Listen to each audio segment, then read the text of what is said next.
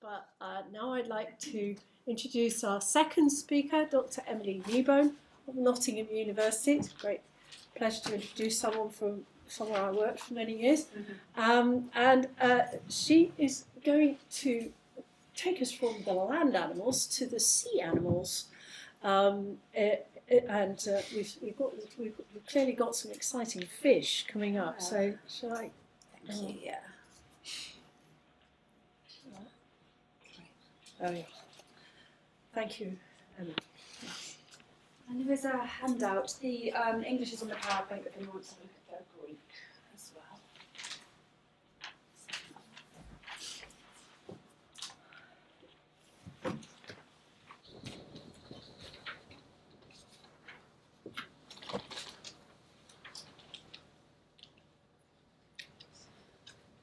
Well, imagine a world in which fish can fall in love and get married, and in which they can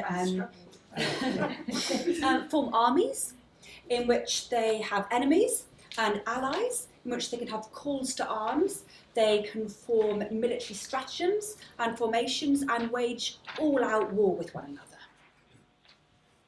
This is a world in which a male fish hovers around his pregnant mate like an anxious grandmother, waiting while the mate is about to sort of give birth, and sort of hovering and seeing what's going on.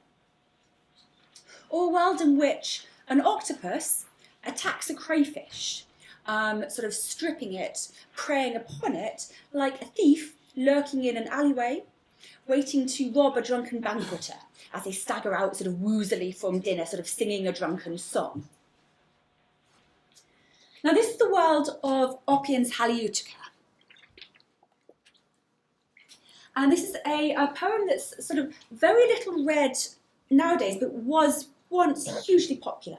It's a Greek didactic epic from about 177 to 180 AD. 5 books, fully extant, so about 3,500 lines, about fish and fishing at sea. And it's a poem that's absolutely crammed with sea creatures that have an extraordinarily vivid and I think really imaginatively drawn inner and outer life. And what I'll do today in this talk is just introduce you to a few of the things that I think are particularly fascinating about this poem and what it might tell us about ancient views of human and non-human animals. So I think, what I want to stress today is it's an insistently anthropomorphic world. So all of these examples that I've just shown you about the fish sort of falling in love, getting married, the armies, the battles, sort of the constant comparison of human and animal worlds are absolutely typical. These are not sort of me scouring the poem to find you sort of weird and wonderful examples. This is absolutely kind of standard. We have about, well over 100 extended similes, many of which compare fish to human life. And so there are both explicit and implicit comparisons between humans and animals, between mostly fish and human beings, but also fish and other kinds of animals all the way through. And these range from kind of endless, really inventive extended similes to metaphorical language. Although the question is to how far it is indeed metaphorical, we'll come back to later, but it's certainly very anthropomorphic language used to describe fish. It absolutely pervades the poem. And you can see this even from the poem's opening lines, and this is the first passage on the handout. So these are lines that confront you with, from the very first word, ethne, sort of communities or tribes, from that first word onwards, sort of confronts you with this insistently sort of human-like world of sea creatures. The poem opens, the tribes of the sea in the widely scattered brigades, phalangas, of all kinds of sea creatures. These I'll describe to you, Antoninus, that's Marcus Aurelius. All the creatures that live in the surging stream, where each resides, and the watery marriages, gamos, and their watery births, their fishy lives, their enmities, and their friendships and their stratagems. So it doesn't hold back right from the opening lines. And this is, I think, a deliberately sort of confrontational, provocative opening that kind of really thrusts you into this world in which fish, right from the outset with no explanation, are presented living quasi-human lives. Now, this is a poem, a didactic poem, that purports to teach you how to catch fish. So we've got 2 books on fish themselves, first 2 books, and then 3 books on the various ways in which you can catch them, the different kinds of bait you can use, the different kinds of sort of equipment and so forth.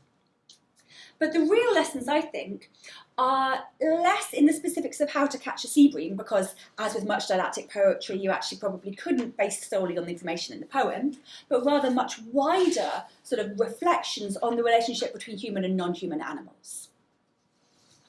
So I think it's a really fascinating work for all sorts of reasons, but partly because it confronts us with such a powerful sense of our own similarity to what we might otherwise assume to be quite alien creatures. So I think we can all see elements of ourselves in certain kinds of animals very easily.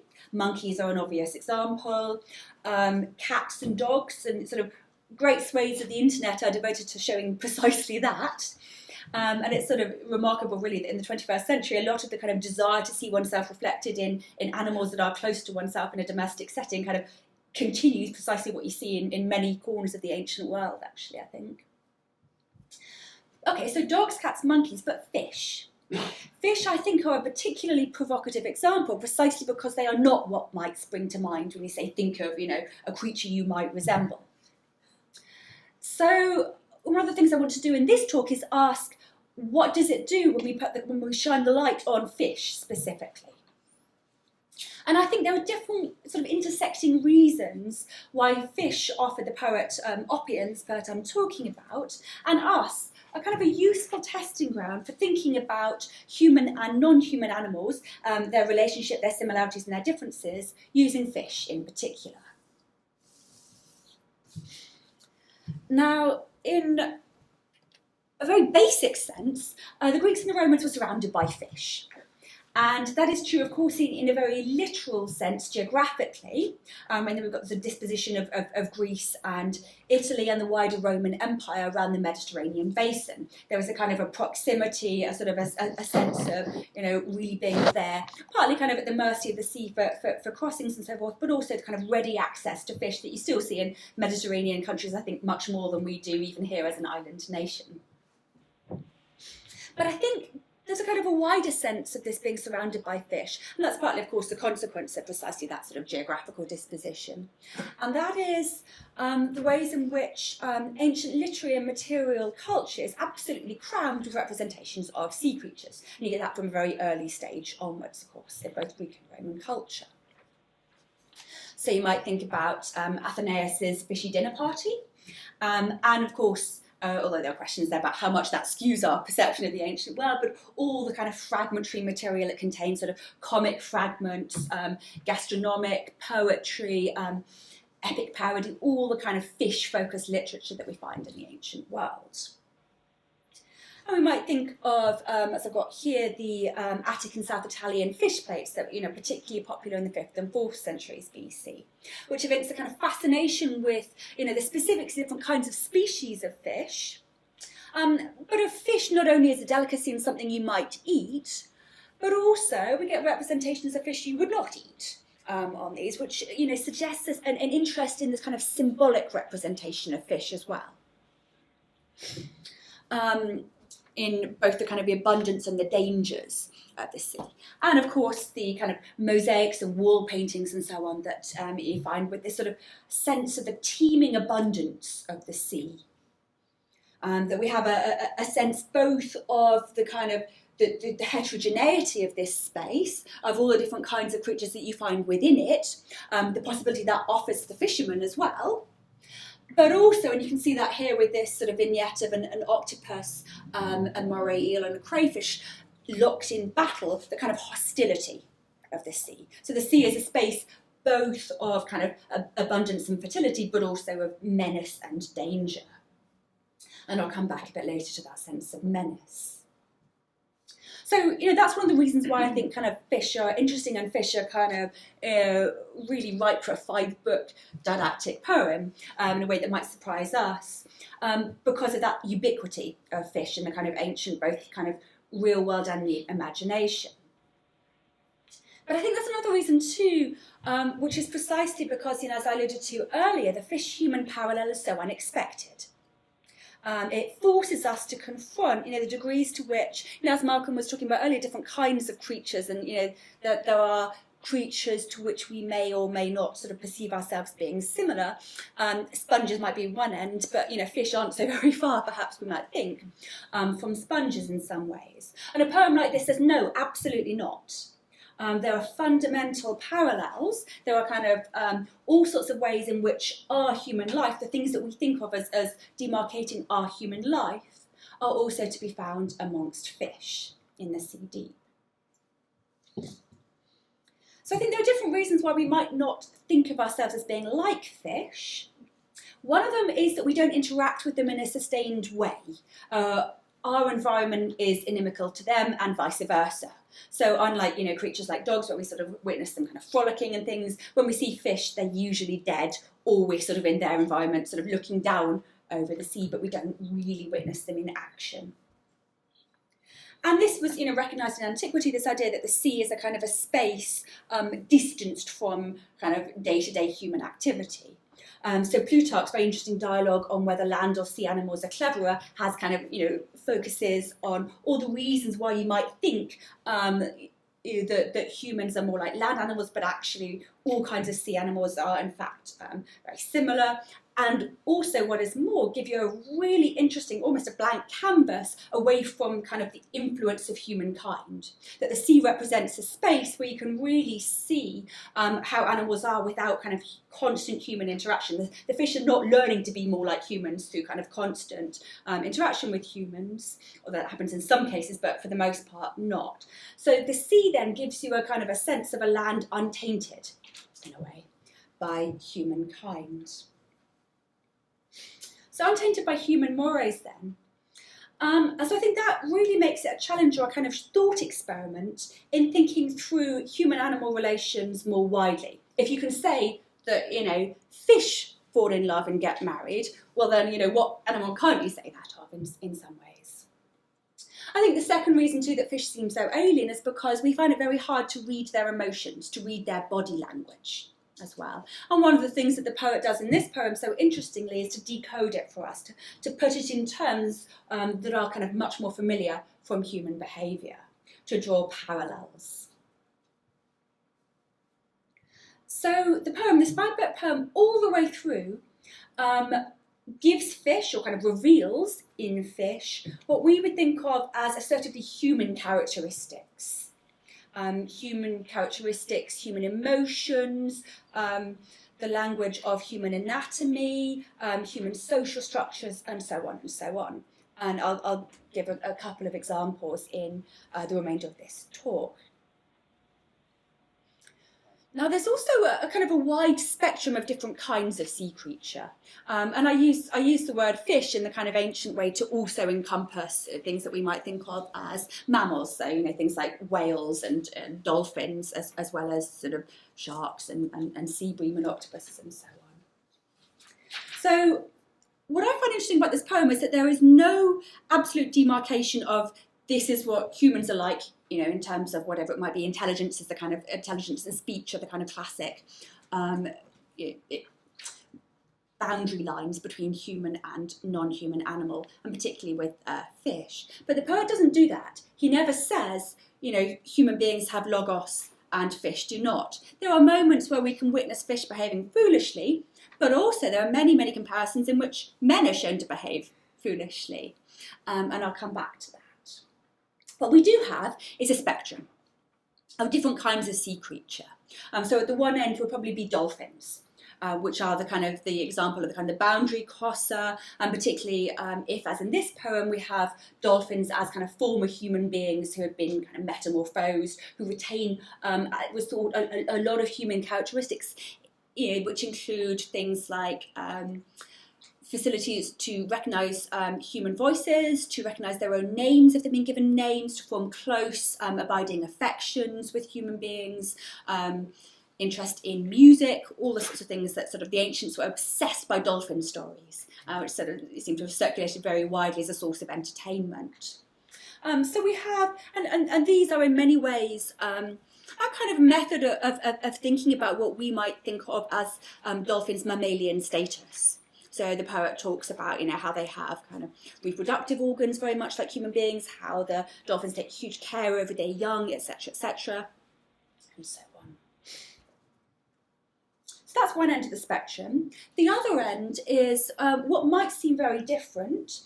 So things like mollusks being born allegedly sort of spontaneously from the depths of their kind of mud, for instance. And yet at every turn, even with things that might at first sight look very different from humankind, these sea creatures are shown to be much more like us than we might imagine. So, and I think that is a duality that structures the poem as a whole, and I think it is worth focusing on, and I'll have a look at it a little bit more towards the end of this talk, is that kind of duality of the fish that are all around us and yet remain mysterious. They remain in some sense baffling and undecodable. We can't sort of ascertain their emotions. And that too has something of the sea, which is a sort of a volatile, powerful and fascinating sphere. That we can sort of partly know but partly not know. We can look at it and over it but not plumb its depths. It is in a way the least tamed of the elements. And its inhabitants are kind of menacing, alien or baffling, and also sometimes delicious. And you might think even now about the kind of continuing allure of imagining what might be lurking at the bottom of the ocean. And I won't give you the 20 weirdest fish in the ocean, but you can read off here. But he does talk about the anglerfish and many others.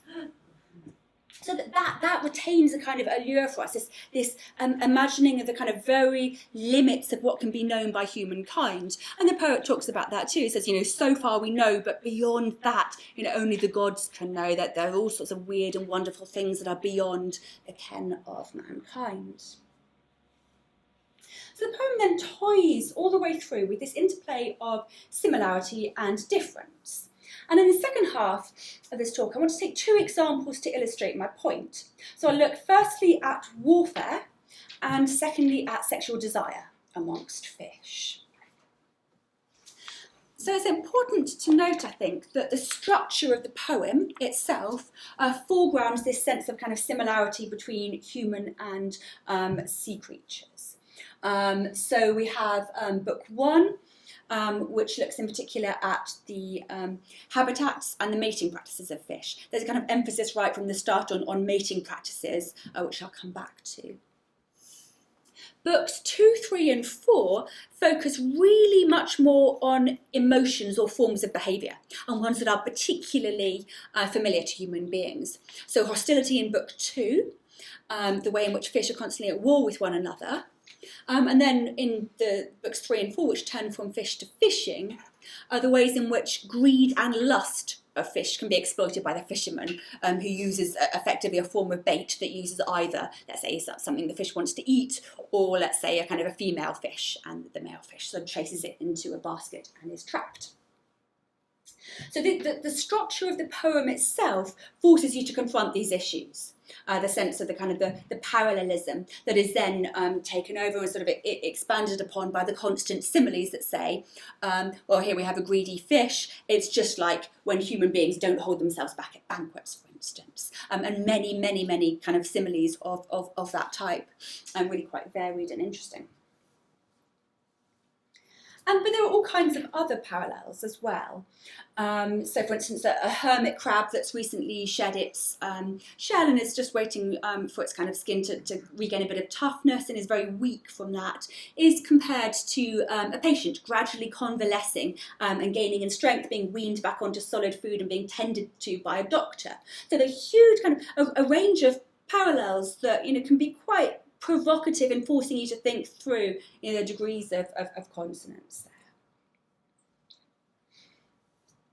So fish then are shown, particularly in these middle 3 books, to be just as greedy as humans, just as prone to sexual excess, and to the kind of foolishness that comes from sexual excess. And I put it that way round for a reason. It's constantly shown that, okay, we might be tempted to dismiss this as animals not being able to kind of restrain themselves or think about the kind of the future, and that is true to a degree. That is how you catch these fish, is by the fact that you know that beneath the kind of appetising food is a hook, it is bait. The fish cannot see that, it cannot see the consequences of its actions. But nor, we're repeatedly shown, can humans always see the consequences of their actions, and it's not unknown for men to eat too much at dinner or to be carried away by a kind of excessive sexual desire into all kinds of foolishness. And that is a kind of a really important point in the poem, is you know, you think that we are automatically superior to these creatures. Well, yes and no. And I think that's the kind of fundamental thrust of the poem, is, you know, you have to actually pay attention, hone these sort of, that sense of temperance. So greed, lust and aggression compared repeatedly to that of humankind, but so too are all kinds of positive qualities. So things like joy, companionship, the kind of sort of working together that Malcolm was describing in sort of Aristotelian terms, self-sacrifice, all kinds of other qualities. And when spring arrives after a long, hard winter, for instance, the delight that's felt by the fishes is compared to that felt by the inhabitants of a city which is delivered from war. So we have, it's been an awful winter where all the fish have been sort of cowering at the bottom of the sea as sort of tempests are sweeping. So as when a prosperous city, cherished by the immortals, escapes the cloud of immensely destructive war, when for a long time the solid bronze storm of enemy troops has flooded over it, and it finally enjoys respite and leaves off delightedly from the din of battle, and rejoices and takes pleasure in the charming toils of peace, and revels in the calm, full of the dancing of men and women. So too fish, once they've escaped gleefully from miserable suffering and choppy waters, leap elatedly over the sea, darting like dancers. I think it's a kind of, it's a really interesting sort of comparison, that for all sorts of reasons that I won't go into here, but it gives us a positive inflection of the kind of emphasis on hostility, aggression and warfare that occurs throughout the poem.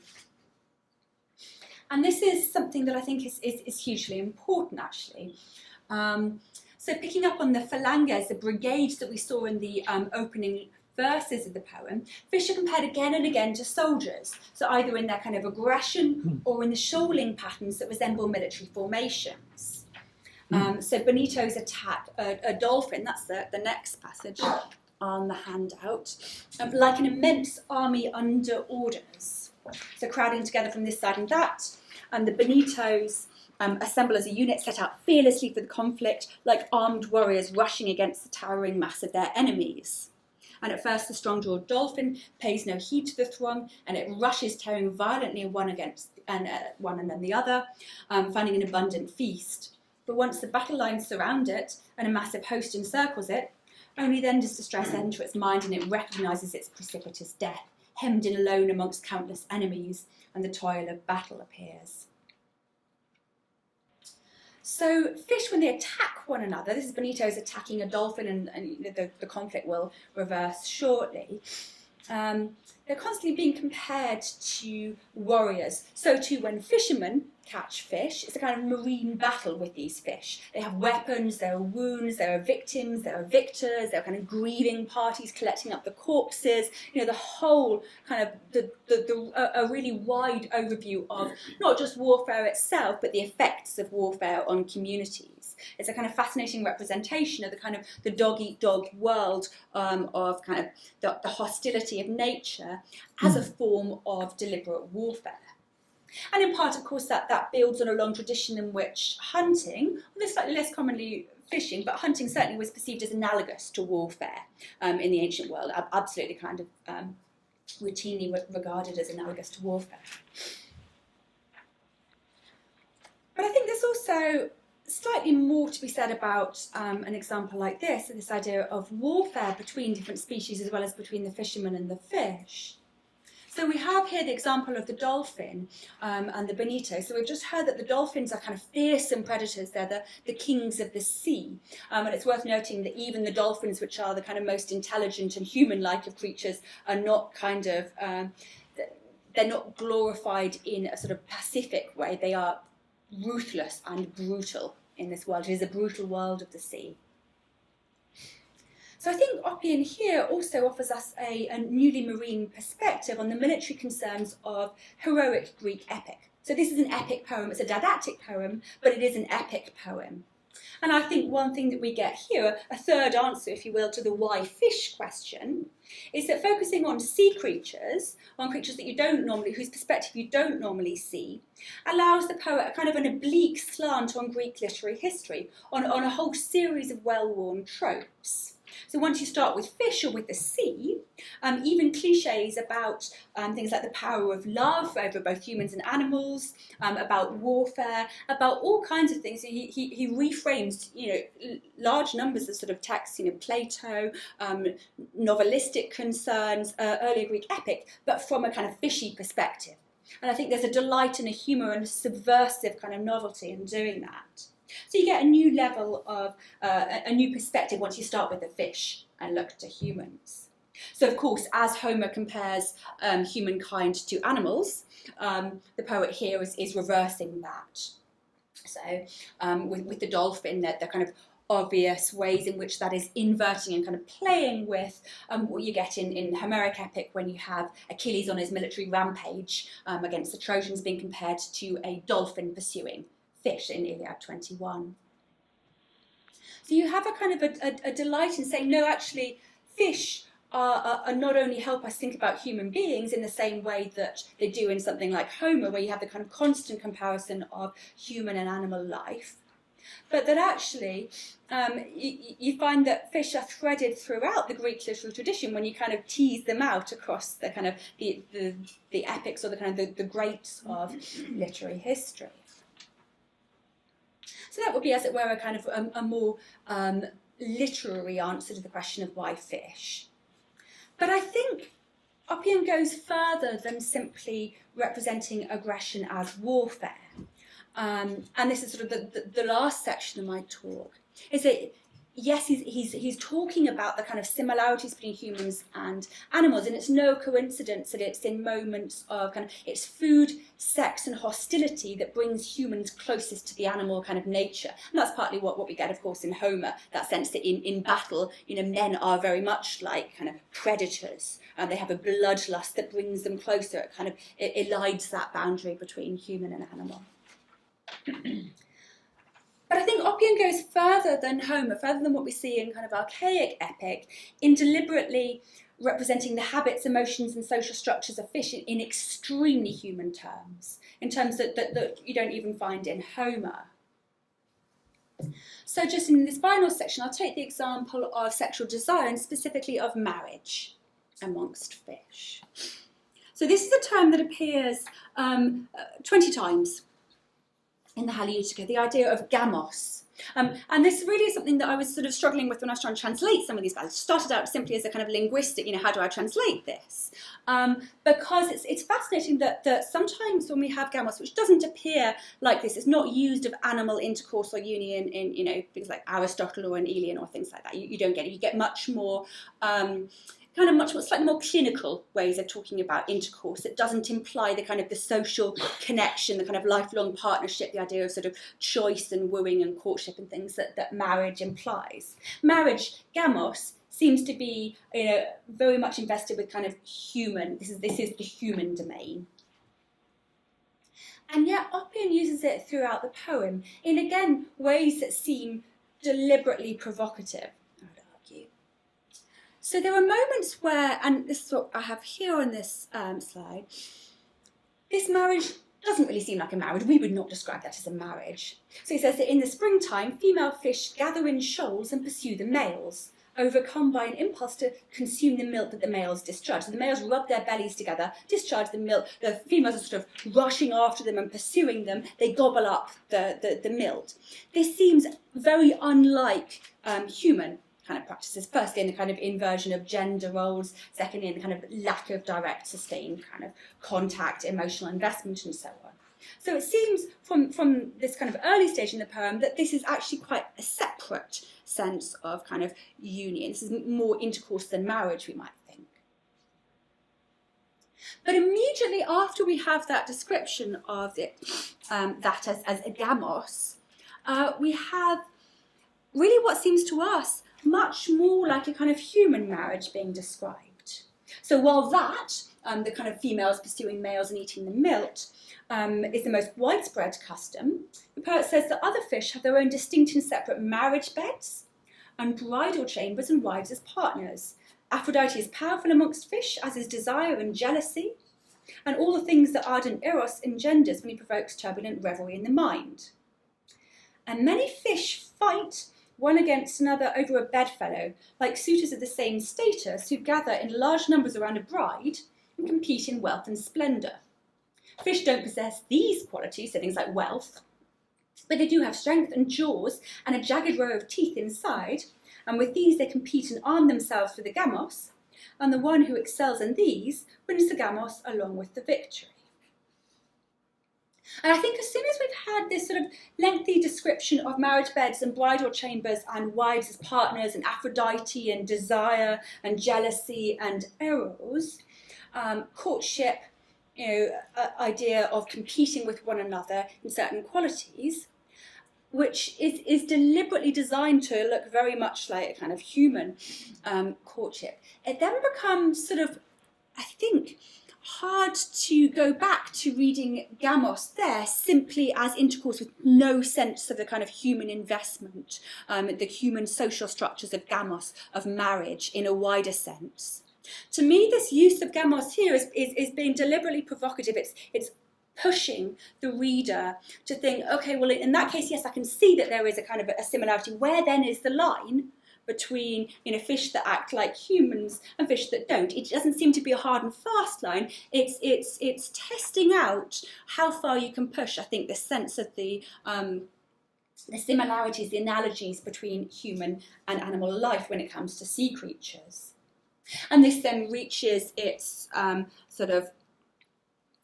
its most insistent form in Book 4, where we hear about the polygamous merle wrasse, a kind of fish that has a bed and a bed chamber, has a marriage, the female is a wife and a bride. So you can see all this language of kind of human marital sort of vocabulary. And the male's a husband and a bridegroom. The females are like newly married brides. That's the simile I described with the male compared to a mother anxiously awaiting her daughter's first child.